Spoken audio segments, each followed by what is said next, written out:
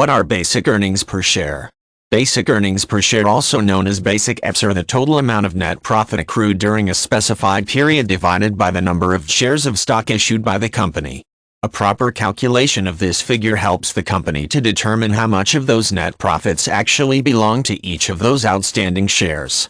While not considered the most accurate of all processes to use in terms of stock analysis, this method is utilized by a number of analysts and investors, as well companies that issue shares of stock.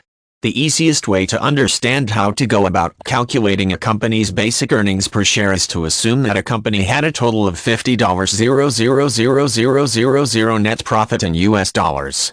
That same company had a total of 10,000,000 shares of stock outstanding. By dividing the $50 million net profit by the 10M outstanding shares, the basic earnings per share is found to be $5.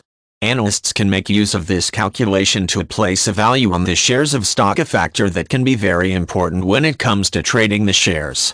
In like manner, investors who are thinking of purchasing shares of the stock will also see this as a way of gauging the return that can be reasonably expected based on the performance of the company during the period of time under consideration.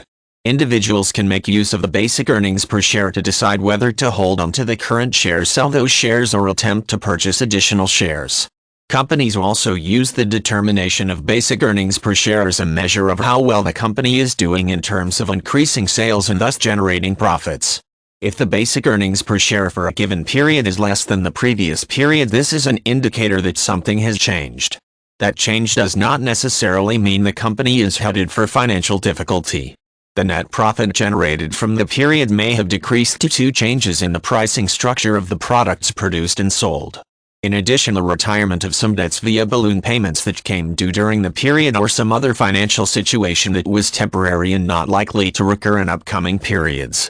Should none of these types of events be the cause for the decrease in the basic earnings per share, company officers can begin an investigation, identify the factor or factors that caused the decrease, and take steps to correct those issues.